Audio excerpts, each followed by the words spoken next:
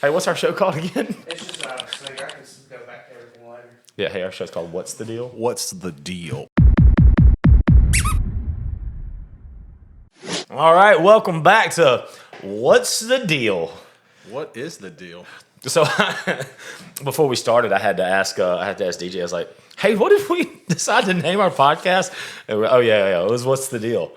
I think it's going to eventually come around and start being a big deal. I think we need to get like a little music clip or something where it's like I can almost see it like a bit on like Sports Center or something where they go like, "What's the deal with that?" Yep. Yeah, and if Sports Center wants to Sports Center wants to sponsor the show. Speaking of censorship, hey Google, thanks for shutting all our down today.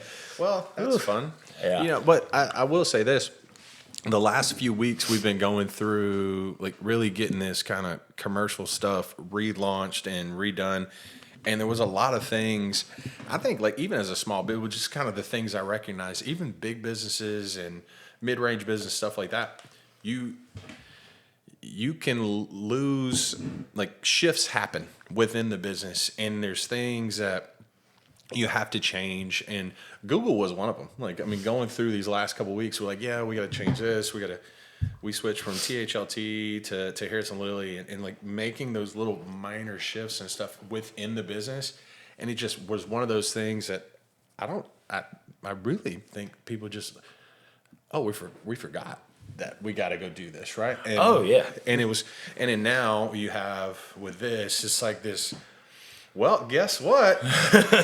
Woke up, we have zero Google. Like, so guys, we spent a lot of money on Google and a lot of effort in asking people to leave us reviews and nurturing those reviews and responding to them when we get a bad one and going, hey, how do we make this a 5 for you? We don't want anybody to leave with a 1 experience. And we spent a lot of money on this. When you wake up and like 10 years worth of work is out the door, it's I had people who don't wake up until 8 o'clock calling me at 6:30 in the morning, and I was very impressed. So I was thankful for that.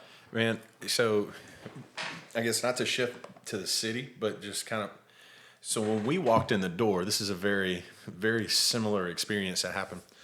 We were given a list of passwords to all the social media and and I'm not saying when the list was printed, put in the envelope, and put on the desk that it wasn't current then, because I don't think it was this guy that changed it. Yeah. I think it was someone else that had access to it that changed them all, but not a single password we had.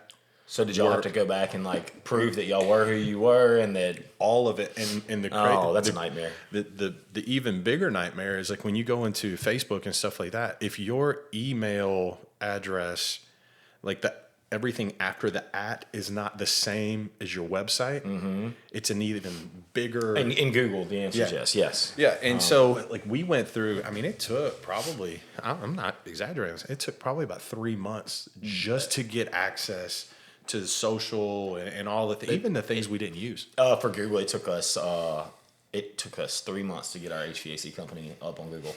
And then we've been up for 3 weeks, and we just got shut down. Right back Yes, down. Yeah. back in jail. Yeah. But no, so anyway, so what's the deal? Google got us. But anyway, we're working on that. Thank you to Snap Me Creative.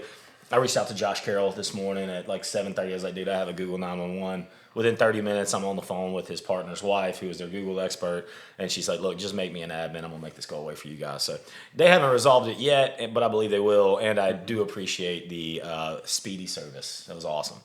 And this is pretty much a holiday day. So that's some exceptional 10 out of 10 service. So go leave Snap Me Creative a 5-star Google review, but not everybody all at once. They don't like that. Yeah. Anyway, well, DJ, we had the last few weeks. So are you officially a licensed realtor? As of last Friday, I paid all my dues. And Oh, how'd that feel? Stuff. We won't talk about it. Oh, I want to talk about No. it. We don't. I will say this. I have talked about it with other realtors, not under this roof, and outside, and they feel the same. Oh yeah. And look, I'm not. Anyway, just fees happen, right? They do. Fees happen. I ran into this, and I actually had a conversation this week with someone about kind of permitting and things like that. Because believe it or not, guys, I still get calls about, hey, how do I do this with the city? And that's okay. Yeah, I'm not Call sure me. if he's like working for like the brand right now or if he's still working for Friday, but No, whatever. look, Friday's part of my brand. I just need everybody to know that. And it's a good part of my brand too. He helped me get to this place in my career. But but with that being said, like people still, I'm gonna go back to when we opened Neat, and there are things as a small business owner that you just don't know. Yeah. Right. Like we poured a slab for the patio, didn't pull a permit for that. Put a fence around it, didn't pull a permit for that. And truthfully, like at this point in my life, I do those things knowingly. At that point in my life, where I thought I was just being an American and starting a business. Yeah. And but here's the other thing that I learned internally is that people in the permitting department, the engineering department, and stuff like that, like they're working with this every single day. So every single day, it just seems like this is just commonplace. You need to do this. You should know this. Yeah. And so my biggest hurdle internally was always talking to them like, guys, there's two things. Like there's an occupational license and occupational permit. First off, we need to change the name of one of these. And those words right there almost got me kicked out of my building after I moved in, and it was a not so great experience. But yeah, anyway, it was fun. And I fixed it. It's all right. It's an easy fix if you know the language. But But who knows the language? Most that's what I'm. Not the hurdle that I had. Yeah, we own 3 construction companies, and we didn't know the language. But in the same breath, that's what I was like. We need to change this, and then also, people would call me. A big part of my job there was fixing problems for the mayor. He's like, look, man, everybody's going to call up here. They're going to want to, and a lot of people do. Social media, everything. They want a meeting with the mayor because they believe that a meeting with him will fix the problem. Well, guys, I can tell you there's about 3 to 5, just kind of depending where the problem goes, phone calls that he's going to make after he meets with you.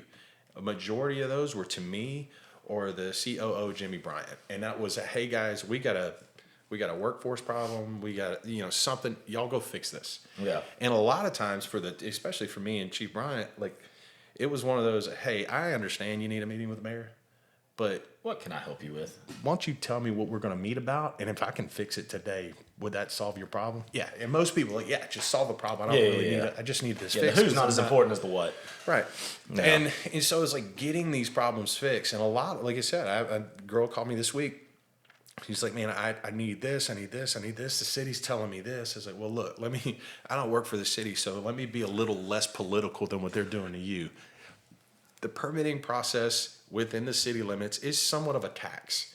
And that tax is in place so that, believe it or not, it actually helps with property values and things across the city. It allows it to where in the residential neighborhoods, you don't have gas stations and businesses and stuff popping up, which then diminishes your property values. It keeps property values on a level playing field. But at the end of the day, to do that, there has to be a staff in place that manages all of that. So go pull your business permit, your construction permit, pay that tax, and then they'll start working with you. And I know it seems like a very tedious deal. A lot of that stuff online, like the My Government Online stuff, a lot of that, if you don't have it, next page. You don't have to fill that out. Just go to the next page. And it's explaining that to property owners and getting that information to them was a huge part of what I did on a regular basis. And just like that's what they mean. It's like, well, they're not trying to tell you, hey, go pay your fees and that's the only way I can work with you. Yeah. But at the end of the day, it is 100%. That's what it is. Yeah. And so something for something. Mm-hmm. Yeah. And kind of the same thing with a lot of these companies we're working with now. And I would say segueing back to Google and like get in there, do what you need to do, get it figured out, get it all right, and then you can move forward. Yeah. That's what we're doing today. Mm-hmm. Yeah. All right. So DJ, we have been a licensed realtor for all of a week now. Mm-hmm. How's life? It's good. Part of that, and I would probably recommend if you're going to get a license this time of the year have some money saved up because Christmas is right around the corner. But this is a good time of year to get that done because, man, there's so much continuing ed. Like I'm in the middle of an ethics class right now for it. There's a new member MLS train. Like there's a lot of trainings and stuff that Post licensing. Yeah, there's a lot of that stuff that you have to sit in front of a computer screen for. And this time of year, especially around Thanksgiving and Christmas and stuff like that, it's a downtime in the market. People are more interested in spending money on their families.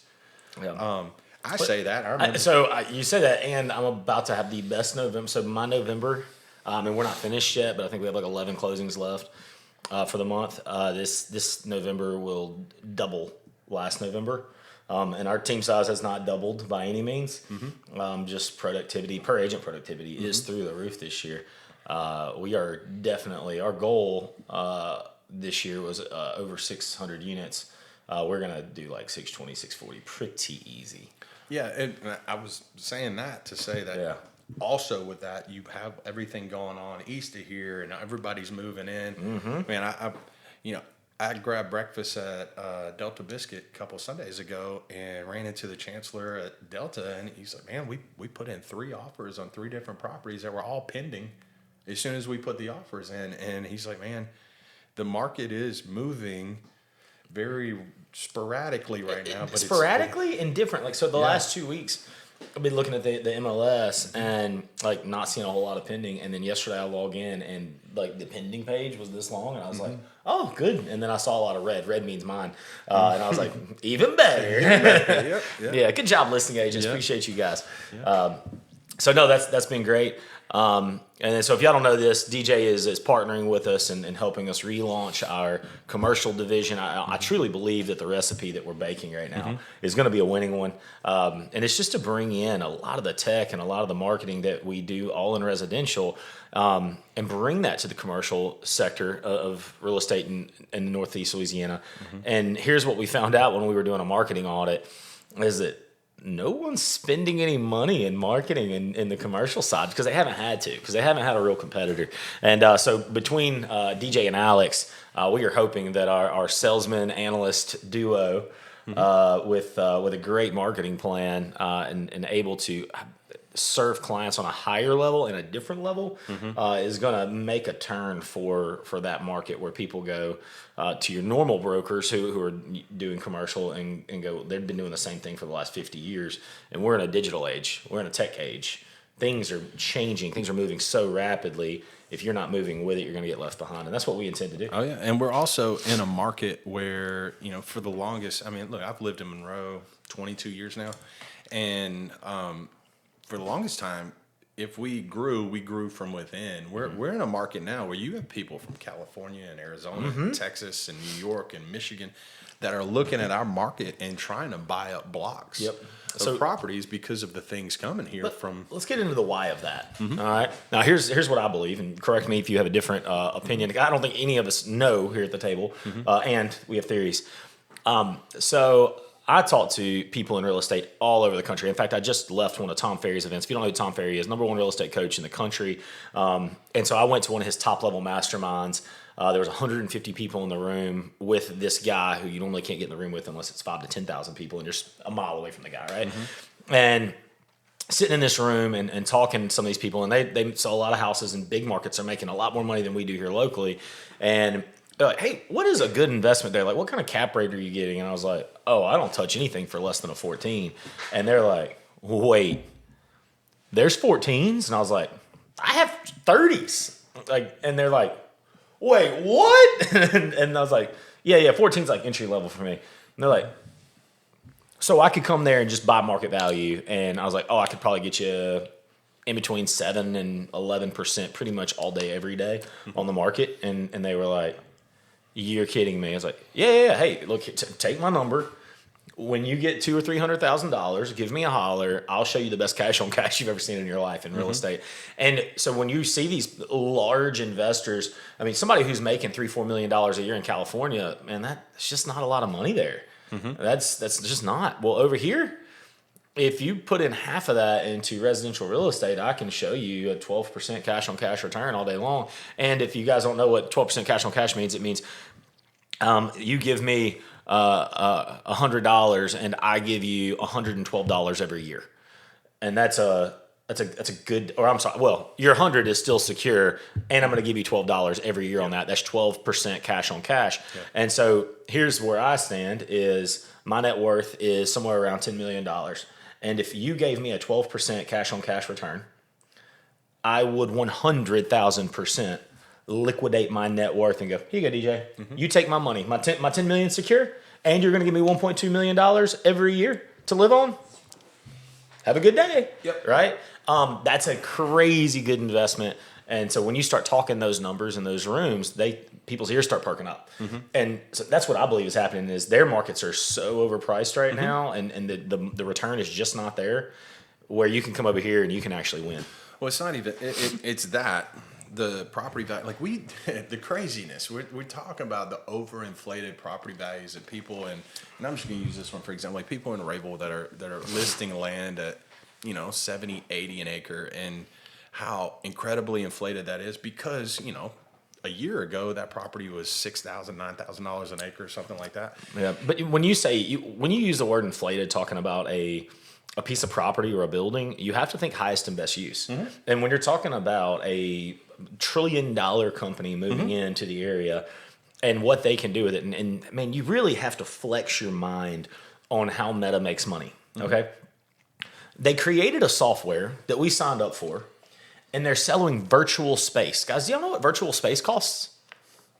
Nothing. Nothing.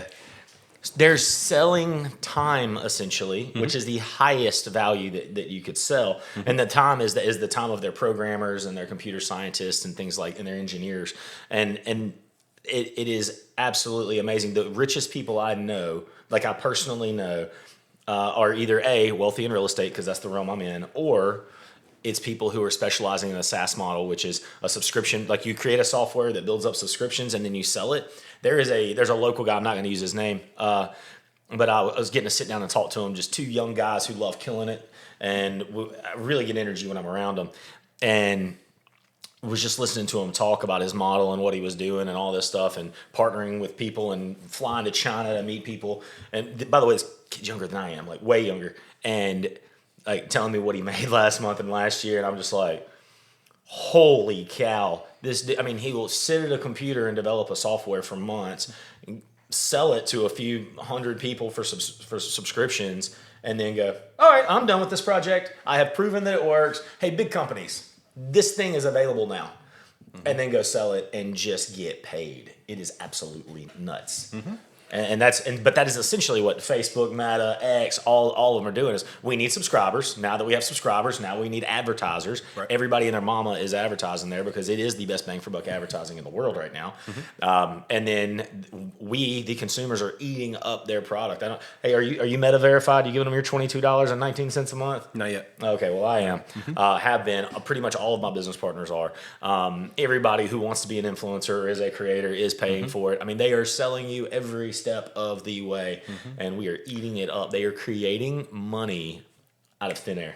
Isn't it so wild though? You go back to like the movie about Facebook and all that starting, and how anti-advertising they were on the very front end because he had a vision that it would get to this point, but you had to get people. You have to bring value in order to monetize. Ingrained in it, and that they couldn't, because Facebook and even Instagram and a lot of these are to the point. Like the three I use: Twitter, Instagram, Facebook. They're to a point where they're part of my probably now LinkedIn a good bit too. Those four are probably part of my day-to-day routine where I'm checking news, checking on family, just checking on information, and really a lot of it is it's just part of how our generation takes information in, and so they had to get it to that point where it's like, hey, this is part of your day-to-day routine. Now I'm gonna start hitting you. Now there are advertisements that they're running now, like the ones at the very bottom of the screen that I don't like those because you can close them out and another one's just populated right back in. But outside of that, you're talking about the ones on like on your videos when you're in Reels. Yep. Oh yeah, those are so annoying. I actually do hate that. Mark, I know you're a big fan of mine and a big subscriber. So if some consumer review here, take those down. Those are absolutely the only ad I hate in social media is that. Me too. And but it's not just social media though. It's popped up in games that you may play on your phone. I mean, that bottom, right where your thumb, because everything's navigated with your thumb, right? It's right there, and I think a lot of it's to the point of like they're selling clicks, and if you accidentally click it, there you go. There's and they're setting you up for failure there. Like, hey, look, we had 3,000 people such your product, but you had 0 sales. Well, yeah. When I was at the New Star, that's what I sold a lot of online advertising. That was the biggest thing that I was selling was page views on the website and click rate. And this is way before. This is when it was the tabs above, Oh yeah, stuff like that. Yeah. But outside of that, it was Johnny page views. We had 4 million page views a day. Yeah, and that is something you can sell. But like they can now track click through rate, how long people stayed on a site. You can look at your analytics and see how long somebody oh look, you had 1 million views on your video. But then you go to Insights and you can look and go like, yeah, it was a 3-minute video, and the average consumer watched it for about 3 seconds. You didn't have 1 million real views here. Kind of like what this is going to do. Yeah. Hey, look, guys, we're just about numbers and boosting our little egos, making our large heads larger. I do have a big head. You do, man. What size hat is that? I wear an 8. I really do have a big. I think mine's like a 7 something. Yeah, most people is a 7 something. Mine's. I've always been made Yeah, it's fun okay. of. Hey, save your hats. Clayton will be able to wear them here for years. My daughter too. Bless her. Yeah. We also look. Here's another thing to talk about. We had a pretty good weekend. Dude, we did.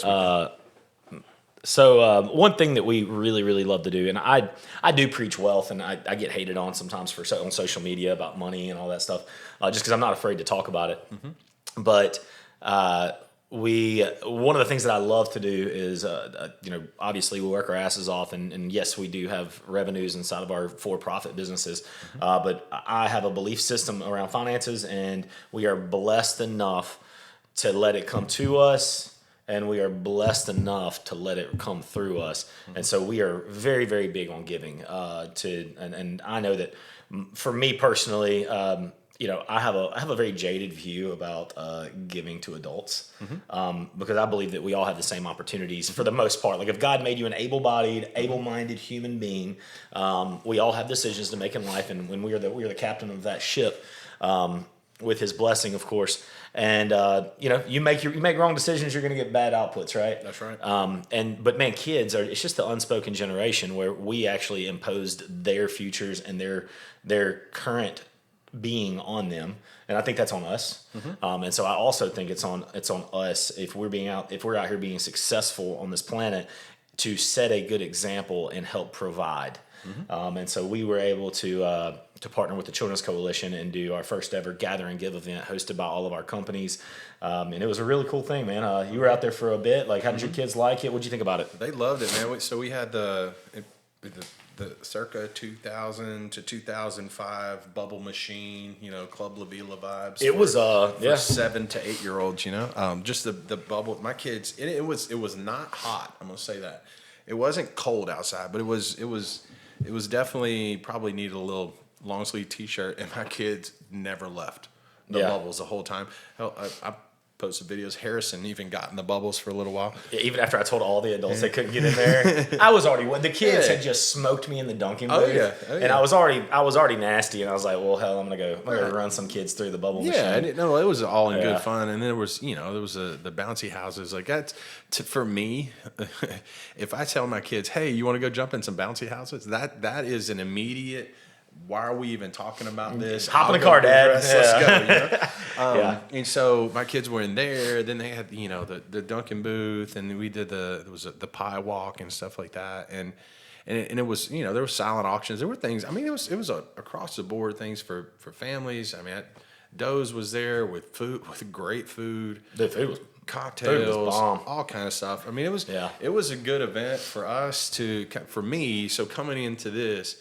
It was a good way for me to kind of build camaraderie with new coworkers and things like that, and then really to understand what all is under this roof, the pursuit of happiness, and what opportunities are here. There were some pretty good items auctioned off. I mean, air conditioning units for your house. There was There was one I'm gonna throw, and I hope this plays out well. So my high school played against. We lost to OCS when I was a sophomore in high school in the state championship. DJ is still hurt from It's something that not- happened no, 30 no. years ago. No, 25 years ago. But it was one of those things, like as a sophomore in high school, if you'd have told me I'd have more friends in life that are on the other side of the field than on the side that I'm standing on, I'd called you crazy. Yeah. But now, so like some of my closest friends were OCS grads that played on that team. And so, of course, as good buddies, as former student athletes together, like every time this game comes up, it's like LSU playing Alabama and you got a buddy from Alabama. Like the messages come up. And so they both schools won this past Friday. And I'm talking about, it wasn't 5 minutes after I saw both the scores. Hey, I'm going down to South Louisiana. Which one of you nerds want to come with me? Yeah. I'm wearing red. Go Yeah. Rebels. And so, you had that. We had an OCS helmet. And here's the fun one. I made the phone call for the guy to get this whole team to sign it. And I was walking around making jokes. And as soon as I text him, he goes, what do you need? You need the team to sign this so you can take that helmet and throw it in the locker room before the game next Friday? And to be clear, if DJ had won, it may have happened. No, I wouldn't do that. That's just, because we had people that did give us that stuff. But in the same breath, I would have wrote, 2025 state champions on it, then thrown it in there. Yeah. But I feel like that thing would have came out in a lot of pieces. Oh, a bunch of pieces. Yeah. And here's the fun, like the head coach in my high school, he and I, when we grew up like 2 houses down from each other.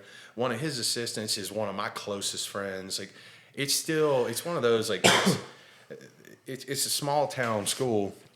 And so there's still a lot of ties in there. I mean, I'm going Friday night to go watch them play, and I think it's probably the fourth game I've watched since I graduated high school. Two of them have been here at OCS when they played them in the playoffs in the past. And so I'm excited about it, but like you said, we had some pretty cool stuff that we did with silent auctions and a lot of stuff internally. I mean, it's for the first year, there was you take these events, and I've hosted fundraisers, I've done these things on the political side of stuff. The amount of money that was raised, and I'm gonna let Harrison say that in a minute, but the amount of money that was raised, the amount of good that was done, just loving on people, like good events like that is more of what our community needs.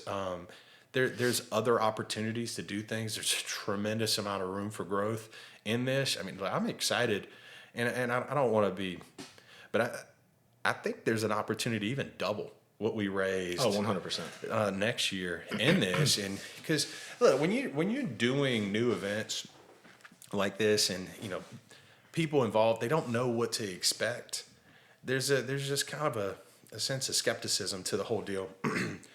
But when you go in there and say, hey, this is what we donated, guys, from your time today, and you take a step back and say, holy cow, that's a lot. We did a lot of good. And so you want to tell them? Yeah, so I was actually before I make this statement, I need you guys to know that no one is more critical of me than me. And I think that's just champion's curse. The good always want to be better.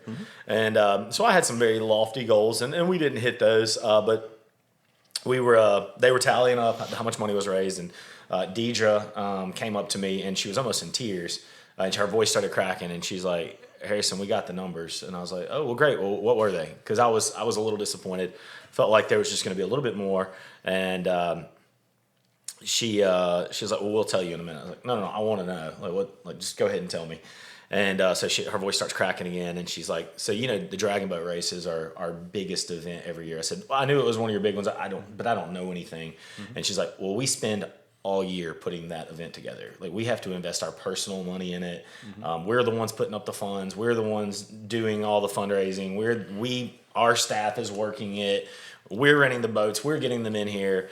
And I was like, okay. And she was like, you guys raised over double what the Dragon Boat races did. This is the largest charity event that we've ever had. And then that event was, what would that be? 10 hours long. Felt like 80. We raised $48,000 for the Children's Coalition. And that's, man. Like you said, I do fundraisers all the time, and it's a lot different. It's for, mine are typically for adults and stuff like that, but it's almost $50,000 to go to an organization that is attacking the issues that are for young people and people that, like you said, they can't control. They need some help controlling their own outcome. Kids cannot. I look at my own kids, even my 12-year-old, who's very sound minded. He can't take care of himself yet. You know, like he doesn't have skills to go get a job, or he's not even old enough to go do that. And, you know, if I were to disappear and he would have to take care of his siblings, you know, that's a real reality for some people. It really is. Yeah. I mean, you go back 2 generations for me. My grandmother was in 4th grade. She had to drop out of school to take care of her siblings because her mom had passed, and they had nobody there. And if how do you cook? I don't know. Figure it out. Right.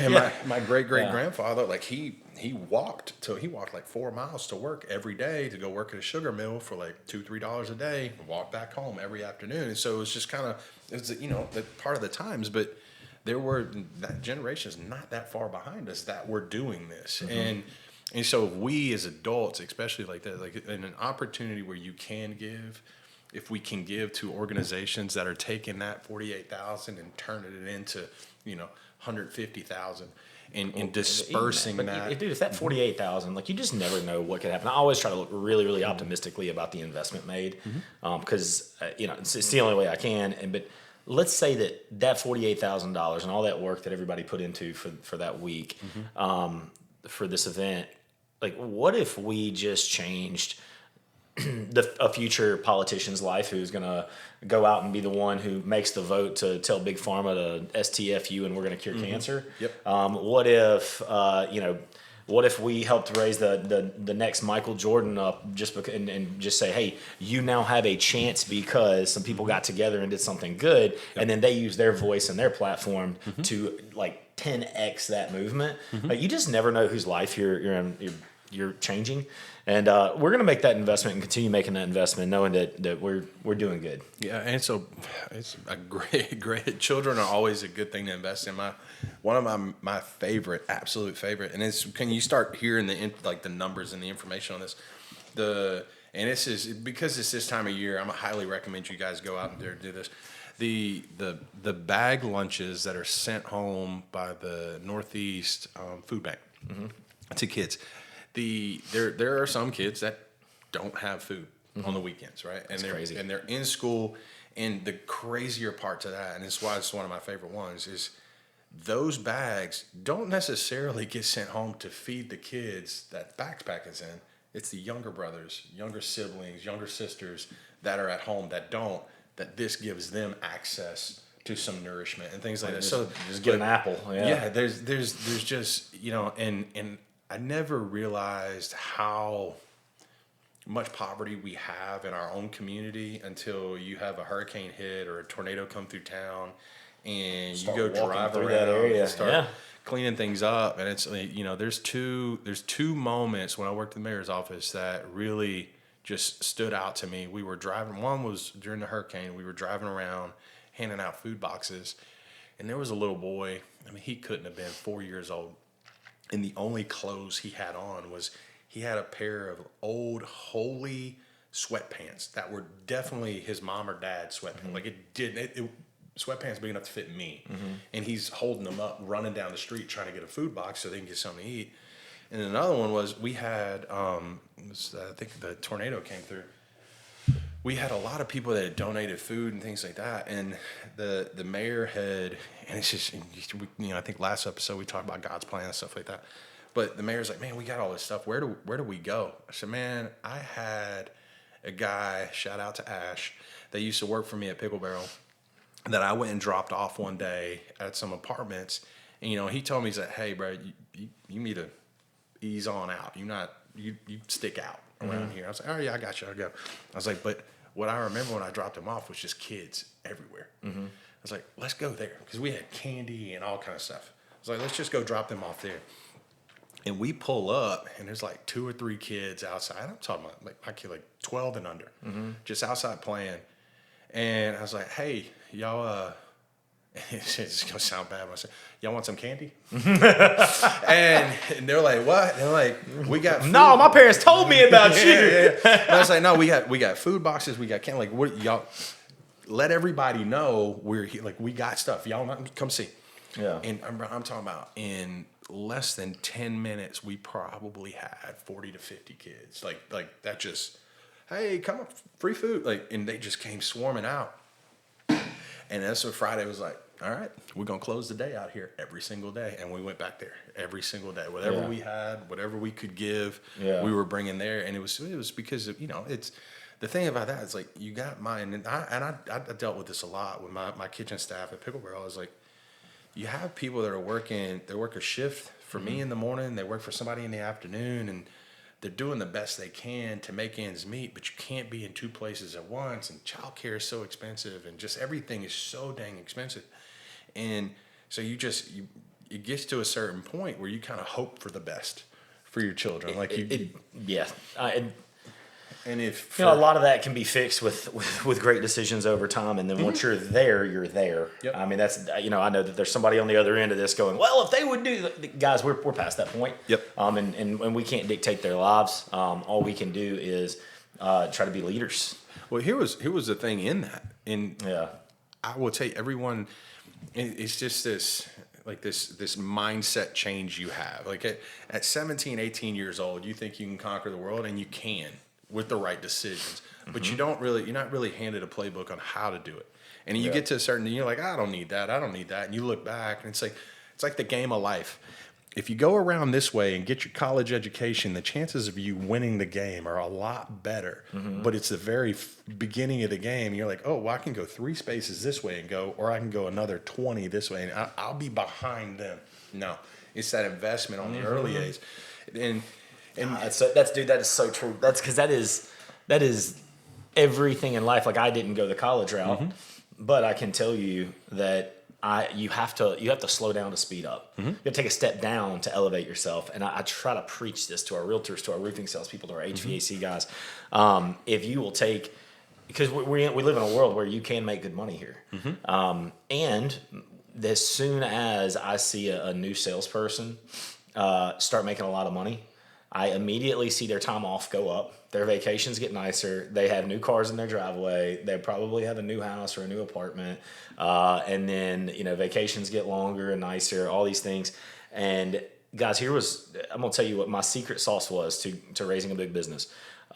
It looked like I made a lot of money on paper, and I paid myself $40,000 to $60,000 a year for the first 5 years.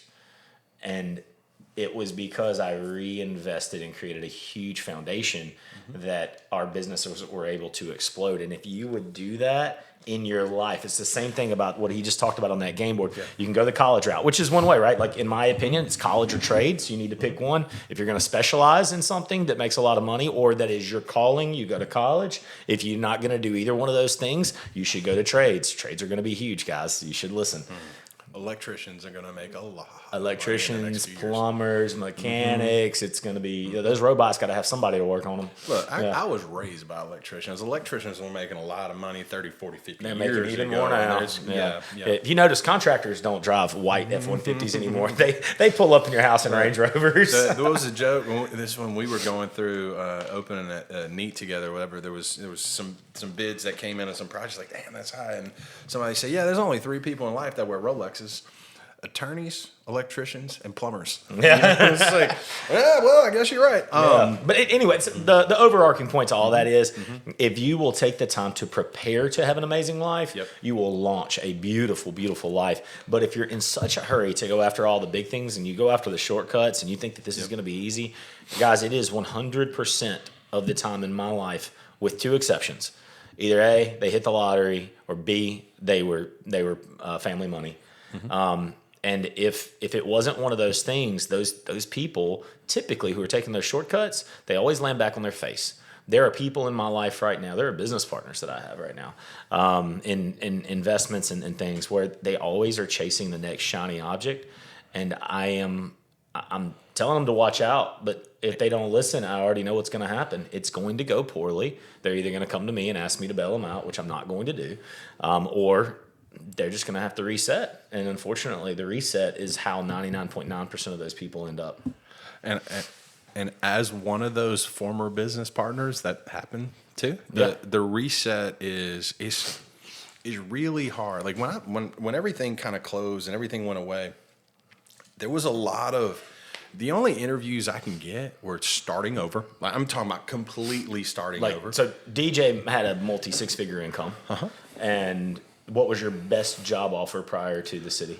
Oh, I was making $20,000 a year working part-time for the Small Business Development Center. Everything else was entry level. It was sales type stuff, but it was like $30,000 a year plus opportunity commissions. And it wasn't it. But I would say a part of it is a market. A part of it is, once you hire, entrepreneurs are built in a way that if they lose, it'll take them a little while. They'll get back on their feet. But guess what? They're going to go back to being an entrepreneur. Kind of where I'm at right now. And now look, it took me 5 years to get to that point, and a lot of help from the mayor and from you and from other people. Like it's a mental, like when you lose, there's a mental place it takes you, especially for me. Like, man, I thought I couldn't.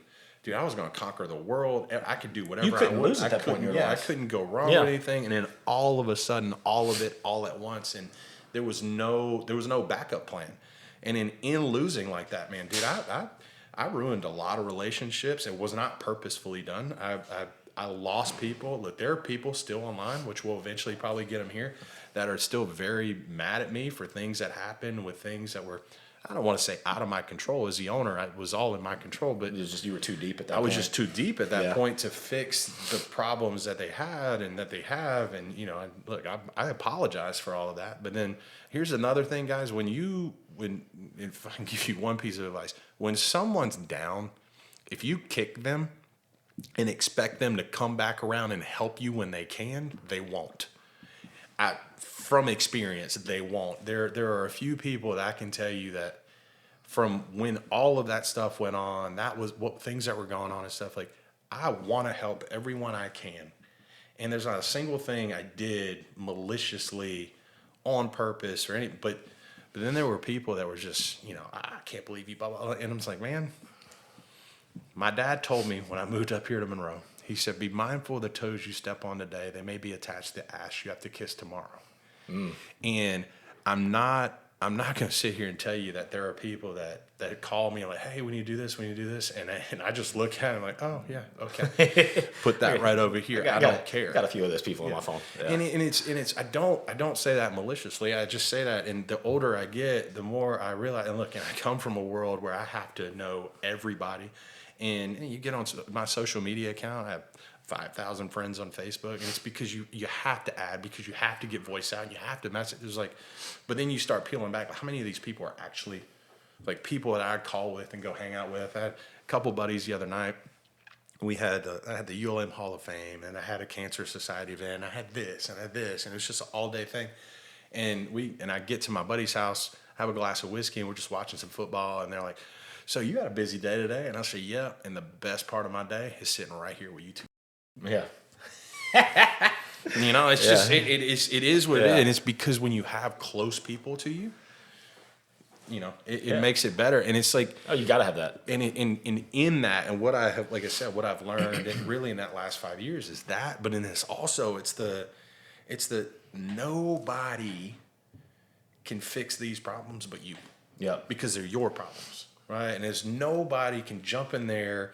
And now, can people assist you? For the last 6 months, have you been in my ear saying, what the hell are you doing? What's taking you so long? What's going on? Like, people can honestly, motivate you. I honestly thought you were going to back out. Yeah. No, I think a lot of people did. Yeah. Well, yeah, I mean, it was hot and heavy for a second, and then I think real life, and then, of course, like, there's just the time period it takes to make things happen. And the transition, and, man, like, leaving a salary position to go and live a commission-only income life. A good salary. A good position salary with position. a lot of perks. Yeah, with perks, and to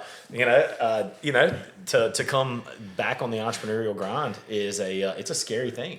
It is, but also within that fear, there's the success that you get from that. And like I said, some of these things that I've learned is like, if you constantly do things in life that are easy and average, and you'll never accomplish things. And as crazy as this sounds, I feel like I'm supposed to accomplish big things in my life. Yeah. And I'm not saying that working in the mayor's office we were not doing that. We won not one, but 2 races in a community that people would have told you up and down could not be done. And then not only did we do it the first time, but the second time we put up numbers. Like that night when I had the opportunity to tell the mayor, hey, we won, but by the way, there ain't no way we repeating these kind of numbers again. And I could be wrong. We very well may when he runs again. But it's like there are things that we achieved in there and things that we've done. And I can look back at my time. I tell people all the time, like I can go, if I went and worked at a city in Dallas doing that, I feel like it would not have been as fun or as rewarding because it gets to be too big. But in this town, there were projects that I headed up and that I did that driving around town. I can say, oh, I helped do that. I helped do that. I helped do this. And it made it a lot more rewarding because you see within your own community the differences you're making. This fundraising event made a huge difference in our community. But when it's all said and done, we don't necessarily know where that $48,000 is going, right? I mean, we pray that it is. No, I mean, I'm not. This is not me speaking, but like you don't know exactly. Yeah, no, you just, As an entrepreneur, when you're like, all right, I'm spending this much on this advertising, this much on this much on that, you see it in work and in play, and you see what your return is on spending those dollars. yeah.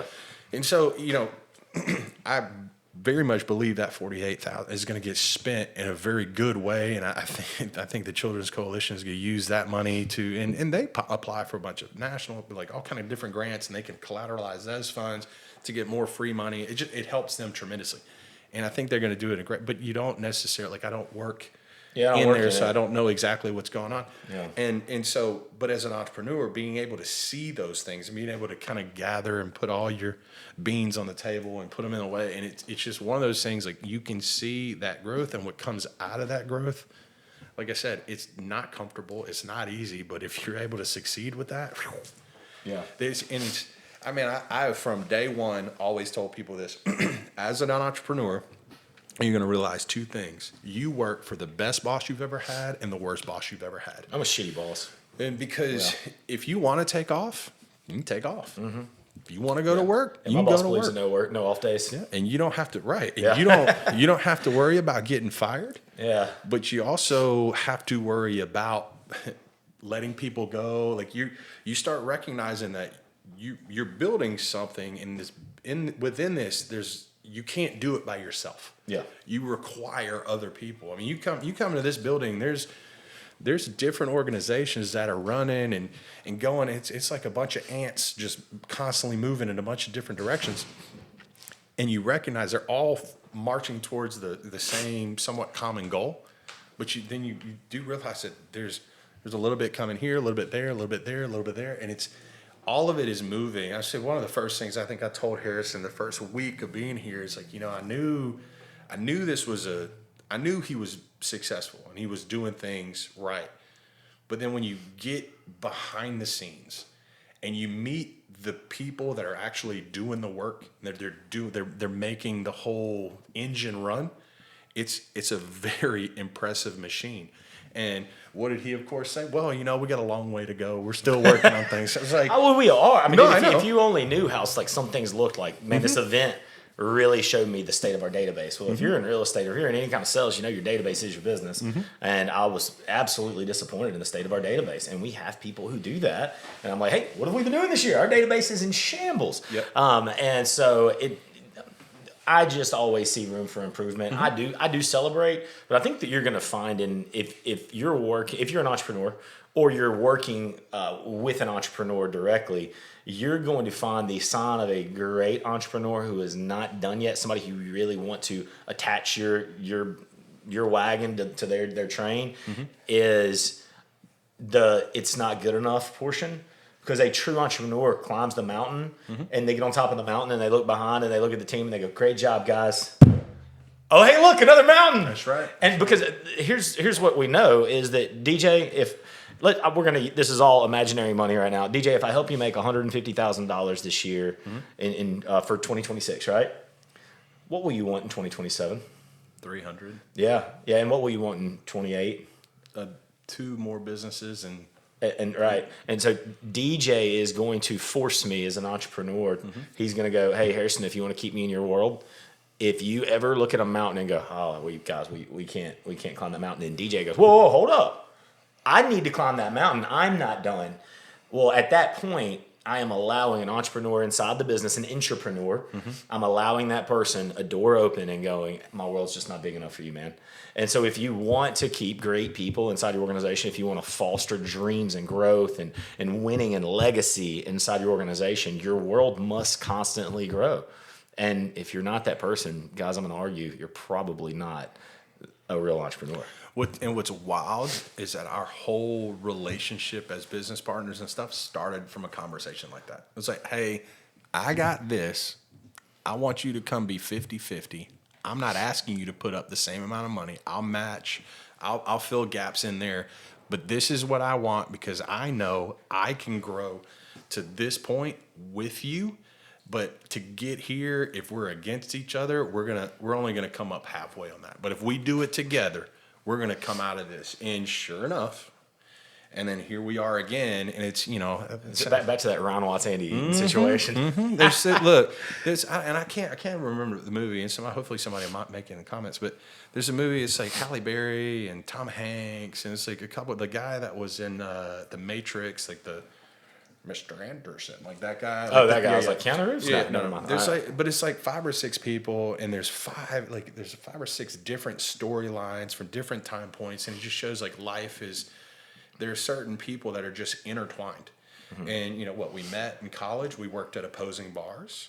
Then we became business owners. Then we parted ways, and we did that, and then over time I opened one, and and then we came back together, and then we became business partners. We parted ways. Now here we are again, and I look at it, and it's the beauty of that is that it's never been with the exception of very early on, but there was other people telling us what to think then. But it's never been a, we're the same. It's like, hey, bro, you bring all of this over here, and I think I bring this over here, and if we combine it together, it's better. It's going to be a good thing, right? And that's partnership. That's partnership. Let's talk about. We're going to stay in the entrepreneurial realm for a second. We were talking about the shiny object chasers. All right, let's talk about the people who are the leaders who want to chase 2 things at one time. I think that's a conversation worth having. Okay. All right. Have you ever seen someone chase 2 large businesses, 2 dreams at the same time, and win? I'm curious if you've ever had that experience. I know what mine is. Curious what yours is. I mean, in large businesses. So I think large businesses would be excluded from this conversation because if you're running a large profitable business, you have the money to hire someone to chase the dream for you. Yeah. I'm talking about if it is your baby and you're the one chasing both those dreams at the same time. Well, I mean, I think there are 2 things that I'm chasing right now. Well, really mainly 3, but 2 business wise that I'm chasing right now, and one of them is this real estate world and the development and growth, and then the other one is the world of politics and things like that. And to me, if you get into something that is very similar, that has workable mechanisms that are the same, it can be done. But if you get into things, even like for me, like restaurant business, bar business, then I went clothing industry. Completely different, bamboozlement, failure, the whole thing, didn't know anything about it, really didn't know anything, just knew, hey, I can build a business, I can start it, I can grow it. Learned a lot about partnerships in that. And when you have people that have, with wisdom, that tell you, hey, look, I wouldn't have signed this contract if I were you, but I don't think it's a contract that's really like put together to screw you over. I was like, but if I was you, I would not, because it doesn't protect you. When people tell you that, or they give you advice, listen to them. Even if it's an idea for you that you really like, you get emotional about, and in the business world, like you want to do this, and listen to the advice of your peers. And when I say your peers, like people that have done it, that have been down those roads, and then go. But because for me, like, the bar and the restaurant and stuff like that. And then, So bar and restaurant is kind of a vertical integration rather than two separate businesses. So I do believe that vertical integrations are easier than two separate businesses, which is like if you look inside our building, the Pursuit of Happiness is a home services building. I don't get out of home services. People call me for investments all the time. Like, hey, I want to go start a coffee shop. I got somebody offended at me because I said no to a coffee shop. I was like, hey, number one, oversaturated. Number two, I don't know shit about running a coffee shop, and I don't think you do either. And that means like you're asking me for more than money. You're asking me for expertise, and I can't do that. If it's not, I have never succeeded in anything that was not vertically integrated. if you want to open a coffee shop, we'll find you some property. Yeah, now if you want to do it, we'll be happy to help find the location for you. And look, we have a great analyst on the team who will look at your numbers and then give you probabilities of X and Y and Z and do all your memorandum and present it to the bank and help you with getting your loans. DJ will go out there and beat the streets and find locations and go knock on doors. And I would be out as a business partnership, right? Because it's just not the space where I'm an expert. It's not where I fit in, and it just doesn't work for me. I've also learned this about me. There are spaces where I believe, like, look, the bar industry, I know that backwards, forwards, left, right, up and down. And I go f yourself. Yeah. I'm not going back. I don't have any interest in that. I'm gonna say I probably have more interest than you do, but I still don't have any interest. So there may be a day that I would go back to a service industry business, and it would be this. It's when I'm done and I am just doing it for fun. I'll run a profitable business, but it will be centered around food with alcohol as a secondary, and then it will close at 9, 10 o'clock, and that's it. And I'll anybody who brings drugs in the building. That's my blanket statement. Mine will involve sand. Some, go to some coast. I could go by a beach bar with you and serve some sandwiches and coconuts, I could do it. Amanda always told me, she's like, hey, you ever want to retire? She's like, I'll go braid hair, you bartend, and we'll just be the best beachfront couple ever. I'm good with that. Flip-flops every day. That's my lifestyle. Yeah. So, and let just to talk about the shiny object, the person chasing multiple things. I mean, I have never seen it go well. Not at the same time. I've seen people do this. Like I've got a buddy of mine's dad back home. He was one of those guys, like no matter what he did, he could fall in a puddle of mud and would come out cleaner than he did before he fell in. But he never did them at the same time. Like it was always something completely different. So he had a body shop at one point, sold it. Then he went and worked in the oil and gas industry, sold that company. Then he went over but it was always separate. He didn't have the multiple spinning plates of this one open, this open, this open. It was he created it, sold it, created something different, sold it, created something, and he was able to be successful in that. But they were separate. But like you said, that the vertical integration. But was he creating and selling at separate times, or was he doing that? It was completely separate times. Oh, okay. So, he was focused on one thing. Then he was focused on said, one thing. I'm going to grow the business to X revenue, and then I'm going to sell it. I'm going to grow the business to X revenue, and I'm going to sell it. But he was able, I guess my point there was that he did different things and found success in it, but it wasn't different things at the same time. I could go open up a bar or a restaurant and be successful at it. I know that business backwards and forwards. I could do it. I could do any home services business, whether I am the licensee. Like I'm not a licensed HVAC person, and we own a HVAC company. But you know what I can do? I can learn a product. I can sell it. I know how to run a back office. I know how to set up a CRM. I know how to run service calls. I know how to run marketing. I know how to ask for Google reviews. I know how to ask for referrals.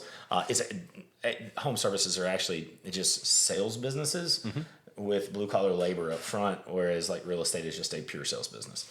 Well, we've also talked about this, especially with AI and the things that are coming. We're at the end of the day, the businesses that are truly going to succeed long term are all marketing companies. Yeah.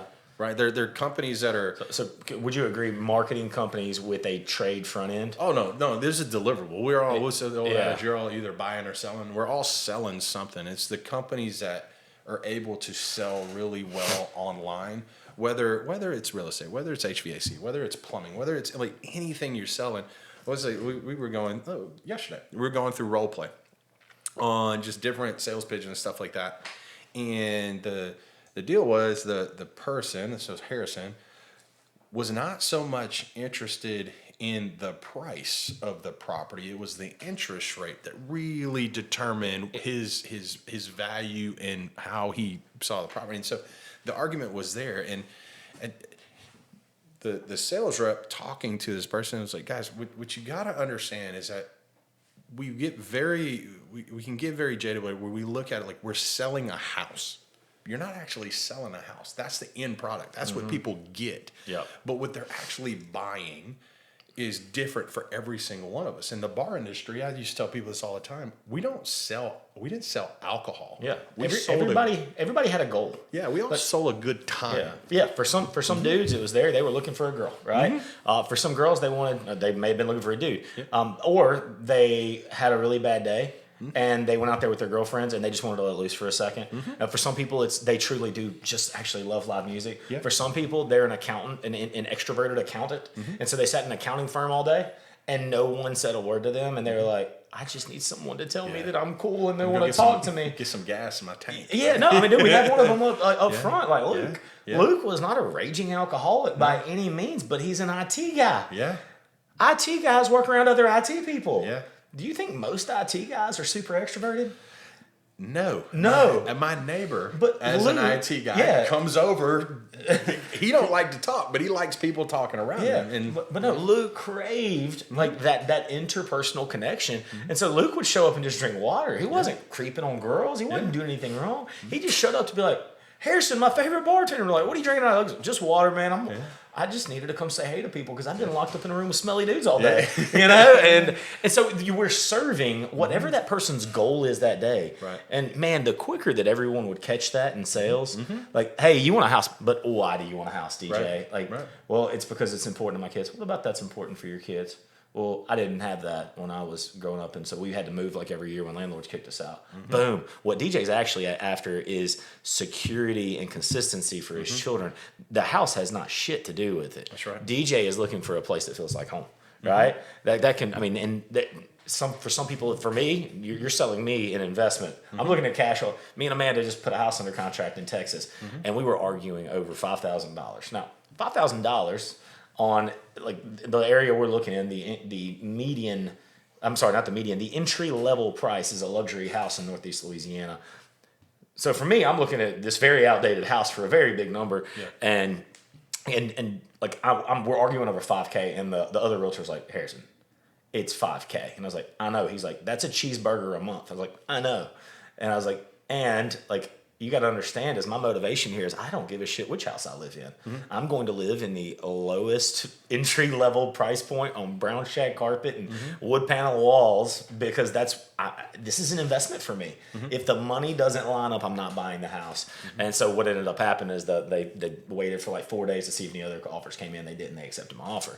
But that was my motivation for buying the house. I don't give a shit about the house. Right. It was the why, right? And it's like that in every sales job. It's like the HVAC. What is important to you about this? Roofing. What is important to you about this? Real estate. What's important to you about this? Bartending. Why are you drinking tonight? I had a shitty day, dude. I'm really sorry to hear about that. Here's a drink. You want to talk? I had a great day. Perfect. Let's celebrate, right? Like, and then you just help them achieve their goals. That's all we're doing, right? Helping people achieve their goal. And if you can consistently do that with a smile on your face, they're going to constantly come back. And I think that's also another. So like what I've learned here is like, hey, sales reps, it's your job to get out there and go find out what the people want. From a management perspective, we're going to help you constantly bring them back. Yeah, we're gonna help you. We're gonna help you get those touches. We're gonna help you get to them and get them in an area to where they know that, hey, this experience was phenomenal. Let me go back over here and work with them again because I expect the same thing in return, even if it's not the same, realtor. Yeah. Yeah, absolutely. All right, so we have just a few minutes before we wrap up. I want to end this with an emotional, touching moment. Sure. All right. So DJ and I both have kids. Some of you guys may or may not know my story around my son and how all that happened and came around. But I remember, there was a time in my life where I said these words. I would give it all up, every single bit of it, if I could, if I'd get to have time with him again. Like the money, the success, I'd go to just being an average Joe and working a 9 to 5 and just being content with life if I could have my kid back. And so about a year and a half ago, I achieved that. Mother was gracious enough to let him back into my life. So anyway, cut through some of the muckiness here. I get a phone call late last night, and my day's already booked today. And I get a phone call, hey, you need to go get him. And I was like, he's in Florida. Like, that's a long go get him. And the conversation was basically just, hey, I just need help. Like, need to go get him. And so I was frustrated for about half a second. And I looked at Amanda, and I had to mind shift myself. And this is something that I do for other people all the time whenever they talk about, I have to go do this. Are you kidding me? F this, F that. And I'm like, man, what an honor it is that she called you and asked you to go spend 6 hours of your life on the road today to go pick him up. It's going to be a really cool thing once you finally get there. I hate to be that guy, but 12 hours. Huh? It's 6 there, right? Well, so I am getting some relief. They agreed to drive halfway Okay. up. So so no, three there, 3 back. So 6. Well, I have a saying in my life, and it's if I have to drive over 4 hours, I'm flying. I hate driving. I absolutely hate it. I don't mind driving 15, 20 minutes down the road, but I hate driving. And I'm busy as hell right now. So anyway, I'm telling you guys this and talking to DJ about it because it's a reminder for me every single day to remember what you said you wanted, remember why you do everything you do, and what seemed to be something that really ticked me off was actually kind of a blessing, and I had to actually sit with myself last night for a second and admit to Amanda, like, I just let my attitude get a hold of me, and man, I get to go pick my son up tomorrow. And I'm excited because I know that after that 3-hour drive there to pick him up, I'm going to get a hug. And me and him are going to have an opportunity to spend 3 hours in the car together to kick off my Thanksgiving. Get some Mario Kart on the screen or what? I mean, he's going to get to play Mario Kart on the screen. I'm going to have to drive, unfortunately. The day that Tesla does full autonomous driving, I can sit in the back seat and play video games with Clayton. Yeah. Now we're in the money. We'll go a whole 6, like, we're good. Right? We'll sit back there and watch movies together and hang out, and that would be my pleasure. But, man, guys, when you are going through something, I'm going to challenge you to do what I call a reframe. Find the good in it, right? Boss called, and he asked me to do this special project. F this guy, he wants me to work more. Nope. How about this is an opportunity for me to show him what I'm really made of. This guy trusts me enough to do this because it matters. Yeah, right? That's been... Yeah, spouse calls and asks you to do something with the kids. Instead of being a jerk about it, go, my spouse trusts me enough to go spend time with the kids, and they didn't call their in-laws, they didn't call somebody else, they didn't call stepdad, right, if y'all are divorced, right? Because that other dude could go pick them up too. That's right. Right? And, reframe the negative in your life and turn it into a positive. And, man, that's tough. Man, I'll tell you, probably the last year and a half was telling somebody, like, I've lost about 60 pounds in the last year and a half. Looking good, Big Daddy. I'm feeling a lot better. Yeah. My knees and hips are very appreciative of it. Still got a long way to go. But in that same breath, the shift that happened there was kind of when you take ownership of your problems, you take ownership of things going on in your life, and you're like, you know what? I did this. How do I change this? And that was a big big one for me. Is this mind shift? Is like, man, people would come to me and they'd do this, and I'm immediately like, Jessica used to tell me all the time, I'm the most negative human being she's ever met, because every time you can't be. Yeah, right.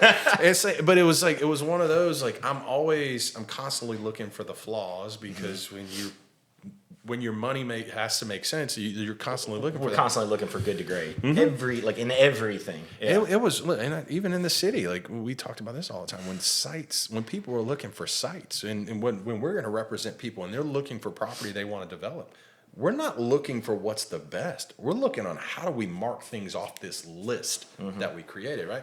And so it gets taken as negative a lot, but it became negative.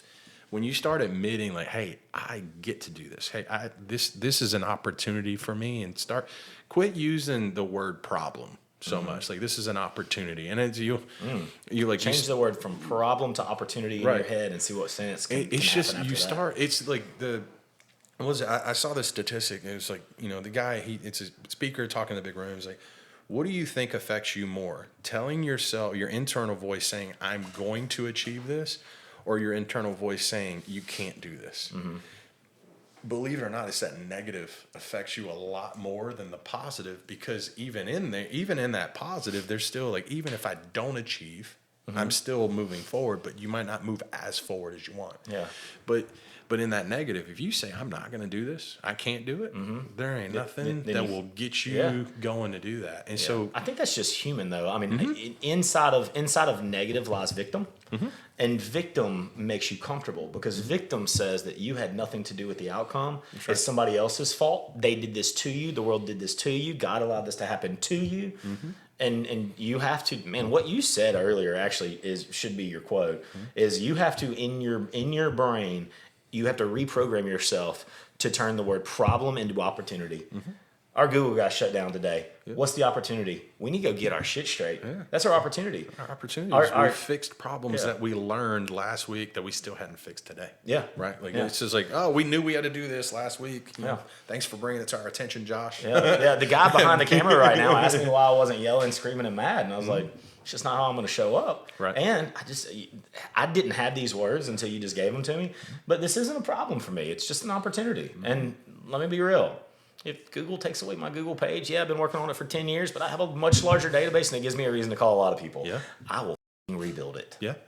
Yeah. I'm glad I said the F word earlier, and it's kind of unleashed that for you, but there are going to be more of them. I was given permission and I took it. Don't show an entrepreneur a door. He'll walk through it. I do cuss a lot, and I'm trying to get better at that. That's what the guy behind the camera's for. Yeah. With the same breath, and going back to that, and I think if we can kind of wrap this whole thing, is like, if you want to control your future, you can. Yeah. And that the biggest thing, Mel Robbins has this thing. It's called the 5-second rule.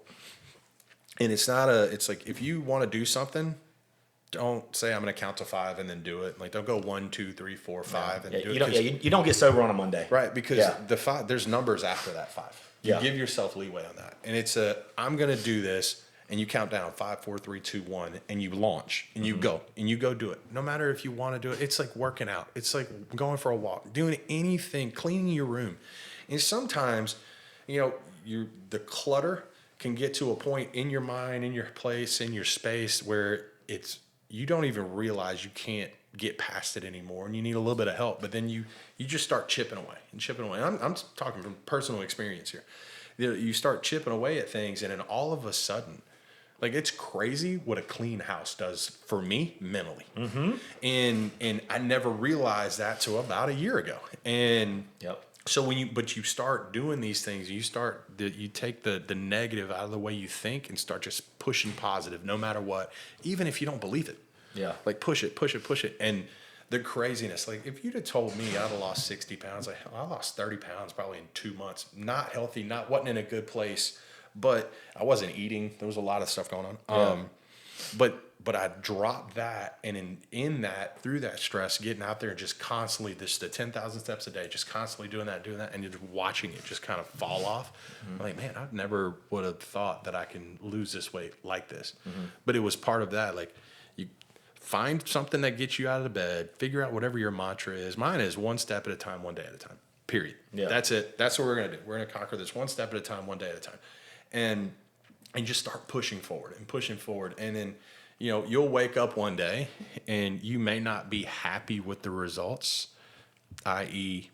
only raising $48,000. It's a very sad day. But then in the same breath, you will have people that come to you and say, dude, you know what y'all accomplished in 1 day. Yeah. $48,000 is a lot of money. Yeah. Right. And so, like, you can be that person yourself that always wants to push forward. And if you can figure out how to keep doing that, you will keep moving forward. Even when you lose, you're going to keep moving forward, because if you fall forward, you're still moving forward, right? Yeah, love it. All right, guys, that is What's the Deal for this week. And I just came up with a new drinking game in my head. Every time DJ talks about the city, you take a shot. Hey. We look forward to seeing our new drunken customers. And if you need a Christmas shot, Rumplemints is a good peppermint shot. He sent me that video right before this, and I almost gagged. And you guys don't know the story, but if you were a bartender in the early 2000 or late 2000s, sorry, I didn't even graduate high school, 2007. Yeah, the 2009 to 2000. I don't know, 16 range of bartending, you drank a lot of Rumplemans, and DJ made me gag this morning. And Goldschlager And Fireball, Jaeger bombs. Bayou bombs actually were not bad.